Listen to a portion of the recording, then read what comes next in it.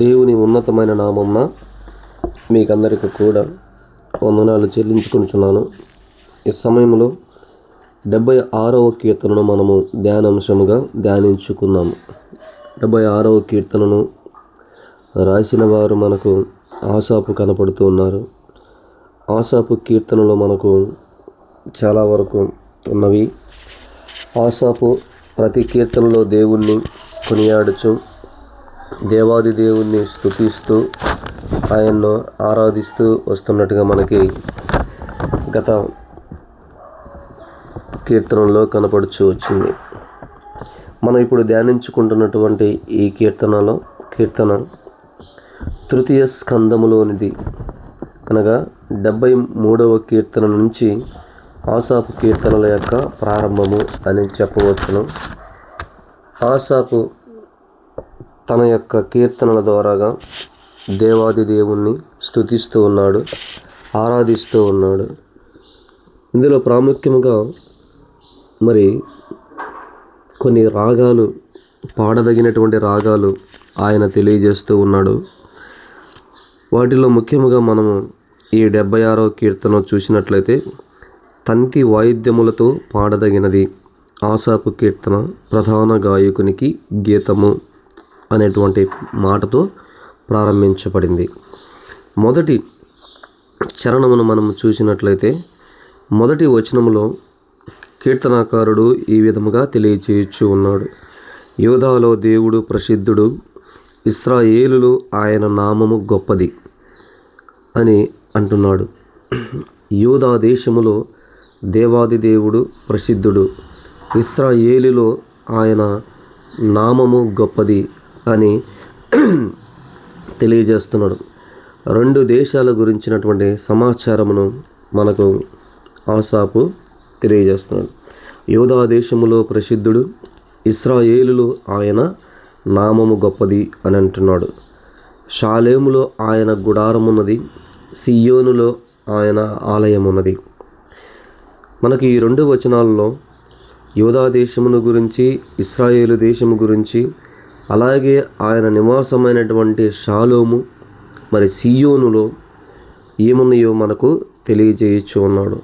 ఆయన ప్రసిద్ధుడే కాదు, ఆయన నామం గొప్పదే కాదు, మరియు ఆయన గుడారములలో నివసించేటువంటి దేవుడు, సియోను యొక్క ఆలయములో ఆయన నివసిస్తున్నాడు అని మొదటి రెండు చరణములలో రాయబడి ఉన్నది.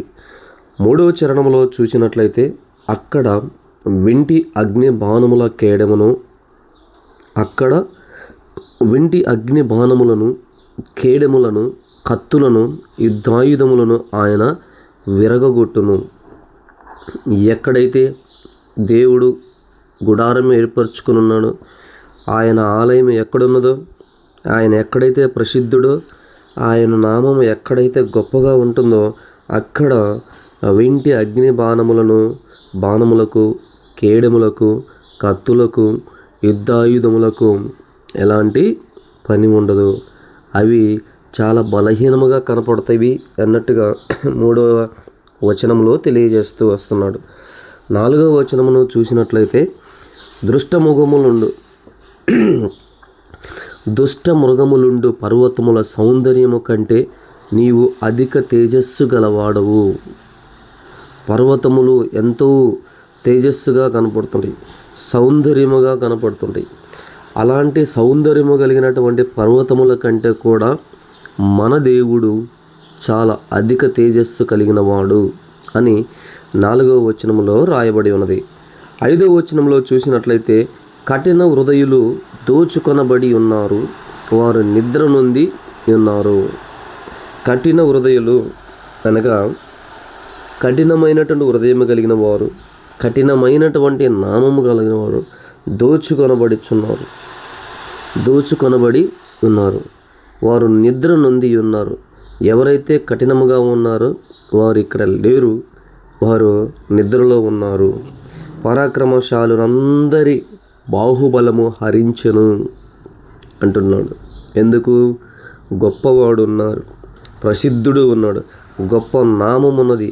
అంతేకాకుండా షాలేములో ఆయన గుడారం ఉన్నది, సియోనులో ఆయన ఆలయం ఉన్నది. అందువలన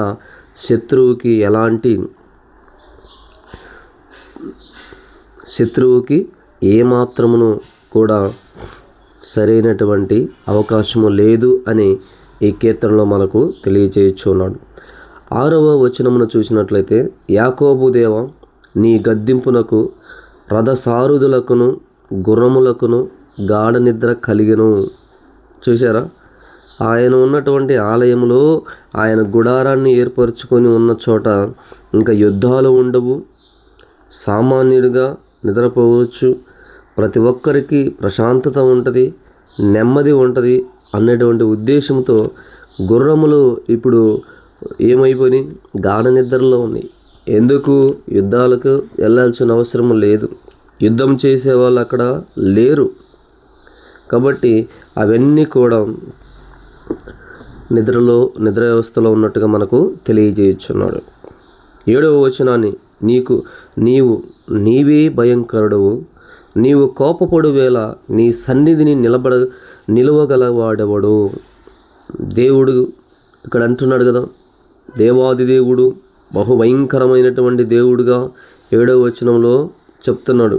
ఎవరికి భయంకరుడుగా కనపడతాడు? శత్రువుకి. ఎవరికి భయంకరుడుగా కనపడతాడంటే కఠినమైనటువంటి హృదయం కలిగిన వారికి. ఎవరి వైపున ఆయన నిలబడతాడంటే తన సన్నిధిలో నిలబడేటువంటి వారికి ప్రేమగా ఉంటాడు. శత్రువులకు, కఠిన హృదయం కలిగిన వారికి, దుష్టులకు ఆయన ఎలా ఉంటాడంటే భయంకరుడుగా ఉంటాడు. నీవు కోపపడు వేళ నీ సన్నిధిని నిలవగలవాడెవడు. ఇక్కడ ఈ మాటలు శత్రువుల గురించి రాయబడినటువంటి మాటలు. మరి 7వ వచనంలో నీవు కోపపడు వేళ నీ సన్నిధిని నిలవగలవాడెవడు. 8వ వచనము చూసినట్లయితే, నీవు తీర్చిన తీర్పు ఆకాశములో నుండి వినబడజేసితివి. దేవుడు తీర్పు ఇచ్చాడు, ఆ తీర్పు ఆకాశములో నుండి వినబడుచున్నది అని మనకు ఇక్కడ తెలియచేశాడు. 9వ వచనము, దేశములో శ్రమ నొందిన వారినందరినీ రక్షించుటకై న్యాయపు తీర్పునకు దేవుడు లేచినప్పుడు భూమి భయపడి ఊరకుండెను. ఏమంటున్నాడు ఇక్కడ? దేశములో శ్రమ నొందిన వారినందరినీ రక్షించుటకై న్యాయపు తీర్పునకు దేవుడు లేచినప్పుడు, దేవాది దేవుడు ఒకానొక రోజు న్యాయముగా తీర్పు తీర్చడానికి ఆయన లేచినప్పుడు భూమి కూడా మౌనముగా ఉంటుంది అని ఆయన తెలియచేస్తూ ఉన్నాడు. 10వ వచనమును చూసినట్లయితే, నరుల ఆగ్రహము నిన్ను స్తుతించును, ఆగ్రహ వేషమును నీవు ధరించుకుందువు. మన దేవుడు ఏం చేస్తాడంట? ఆగ్రహ వేషమును ధరించుకునేటువంటి దేవుడు. తీర్పు తీర్చేటువంటి సమయంలో ఎవరికైనా కానీ ఆయన సమానమైనటువంటి తీర్పునిచ్చేటువంటి దేవుడని ఈ యొక్క మాటలో మనకు తెలియజేయుచూ ఉన్నాడు. 11వ వచనాన్ని చూసినట్లయితే, మీ దేవుడైన యెహోవాకు మ్రొక్కుకొని మీ మ్రొక్కుబడులను చెల్లించుడి.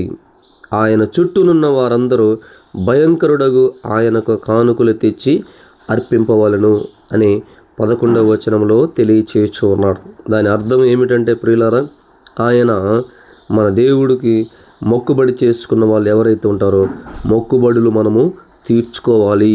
ఆయన తీర్పు తీర్చేటువంటి దేవుడు, విల్లును విరగొట్టేటువంటి దేవుడు, యుద్ధాయుధములను విరగొట్టేటువంటి దేవుడు, కేడమును కత్తులను విరగొట్టేటువంటి దేవుడు, దృష్టముఖములుండు పర్వతముల సౌందర్యము కంటే ఆయన తేజస్సు కలిగిన వాడు. కాబట్టి అలాంటి దేవుడు న్యాయము తీరుస్తాడు, అలాంటి దేవుడు భయంకరుడుగా కనపడతాడు, అలాంటి దేవుడు ఆగ్రహ వేషమును ధరించుకొని వస్తాడు, ఆయన తీర్పు తీరుస్తాడు. కాబట్టి అలాంటి దేవునికి మొక్కుబడి చెల్లించుకున్న వారు ఎవరైనా ఉంటే తమ మొక్కుబడులను చెల్లించుకొనండి అని అంటున్నాడు. చివరి వచనములో ఏమన్నాడు? అధికారుల పొగరును ఆయన అణిచివేయువాడు, భూరాజులకు ఆయన భీకరుడు. మన దేవుడు భీకరమైనటువంటి దేవుడు అని ఆయన గుణగణాలు ఇక్కడ తెలియచేశాడు కీర్తనకారుడు అయినటువంటి ఆసాపు. ఈ ఆసాపు ఈ కీర్తనలో దేవుని యొక్క గుణగణాలను తెలియజేస్తూ వచ్చాడు. దేవుడు ప్రసిద్ధుడు అని చెప్పాడు, ఆయన భయంకరుడు అని చెప్పాడు, ఆయన విశేష ఆగ్రహ వేషమును ధరించుకొని ఉన్నాడు అని చెప్పాడు. ఆయన భీకరుడు అని